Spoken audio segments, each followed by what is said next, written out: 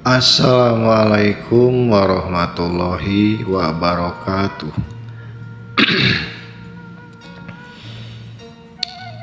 Ngalajengkeun bahasan salajengna.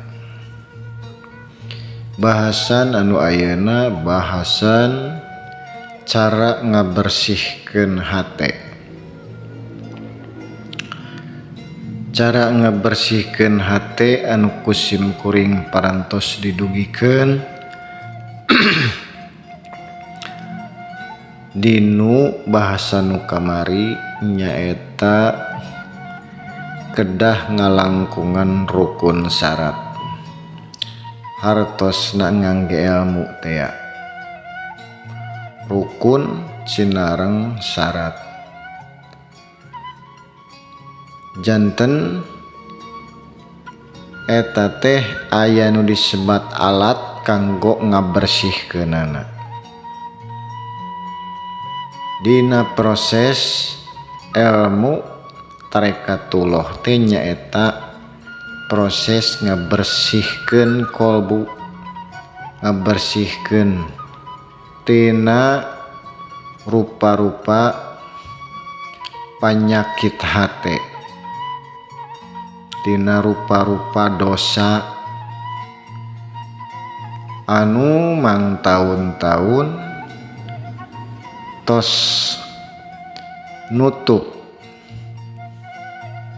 akhirna naon akhirna teu aya sambungan sareng Allah sabab katutup ku dosa-dosa ku kokotor eta. Jadi dina rukun syaratna teh hiji anu dijelaskeun dina keterangan Kangjeng Nabi wae ge disucikeun kolbuna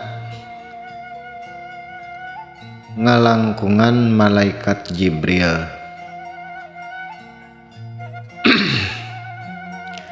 Cenah eta mah kan Nabi tah justru di dieu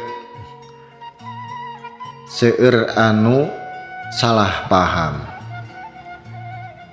Sagala rupi anu ku Kangjeng Nabi dicontoan teh dicontokeun eta teh ku urang tiasa diconto, tiasa ku urang diturutan ibaratna mah. Janten tah ilmu eta anu diwariskeun ka pewaris Nabi, ka ulama pewaris Nabi tea nu mawi ngabersihkeun kolbu eta teh emang lapis-lapis prosesna sareng dibersihkeunana kacida nyerina namina ge dosa anu mang taun-taun dibersihkeun sangkan naon sangkan tiasa mulih deui kanu maha suci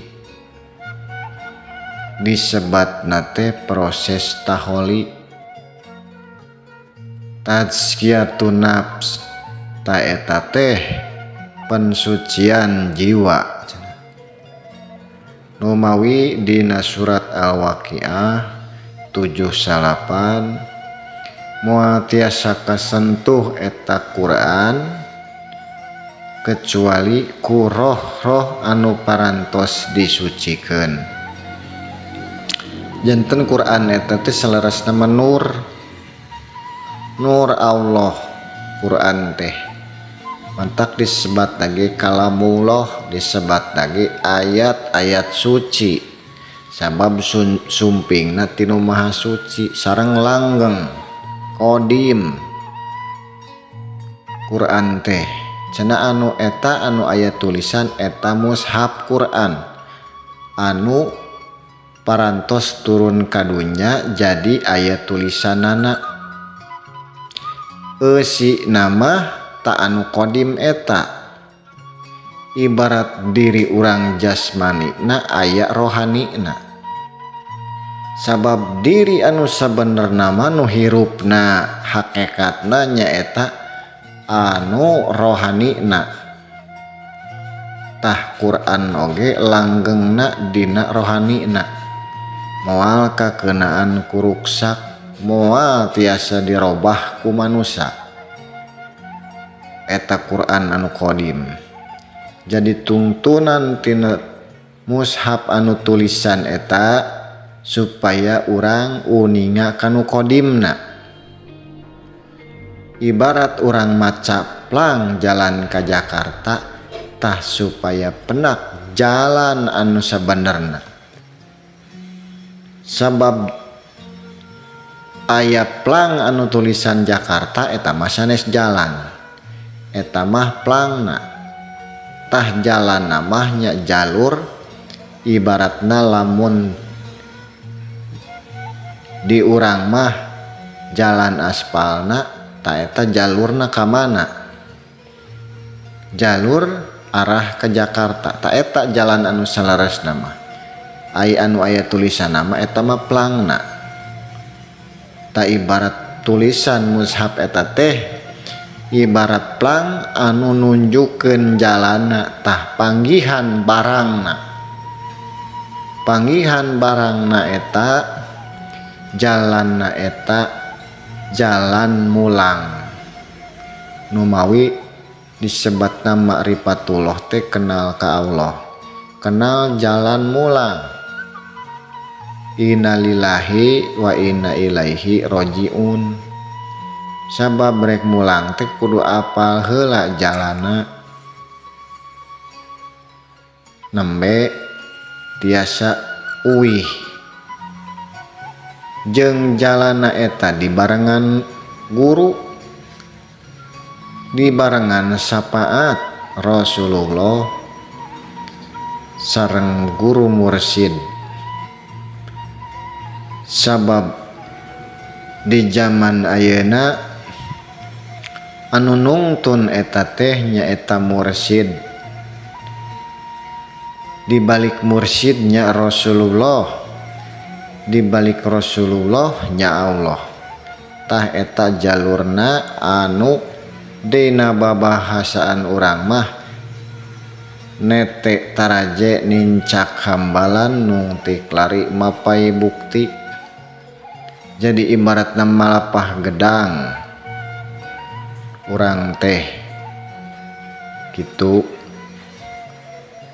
Jadi dibersihkeun eta teh kacida nyerina. Sabab urang bakal digodog di neraka. Sabab dina proses tarekat teh urang lebet akhirat, lebet kubur, nyorang alam-alam, alam akhirat anu manglapis-lapis, nyorang neraka anu manglapis-lapis, nyorang surga anu manglapis-lapis deui. Tah eta praktekna agama. Jadi sanes papinter-pinter dina apalan eta nembe ge maca, nembe ge apalan, benten deui sareng praktek. Urang apal dina teori jalan ka Jakarta, tapi urang teu apal cara praktekna moal dugi. Sabab teori mah leuwih gampang, kacida gampangna dasa ukur ngucapkeun. Teori main bola jeung praktek main bola teh benten. Teu kudu pinter nyarios nu praktek mah. Nu penting mah urang ngalaman teknik-teknikna anu parantos diajarkeun ku guru. Da sagala rupa ge kudu aya guruna. Da teu aya guruna mah pasti sasar. Jeung guruna ge kudu anu bener. Sedengkeun guru agama mah guru anu mutlak, anu parantos dugi makom bakobilah, anu parantos aya sambungan, aya hubungan anu nyandak tali wasilah ka alam dunya ieu. Tah dina proses dibersihkeun teh aya nu disebat baiat. Dina baiat eta disucikeun kolbuna ngalangkungan malaikat Jibril. Tah eta aya deui prosesna anu salajengna proses zikir, ngabersihkeun nyeri deui wae. Eta teh proses suluk atanapi disebatna holwat, leuwih nyeri sababna minage dibersihkeun. Ibarat acuk anu kotor diseuseuh, disikat, teras diperet, disetrika, pan dipoe. Jadi prosesna teh kacida luar biasa na matak didinya nu disebat sabar anu ditingkatkeun deui sabarna.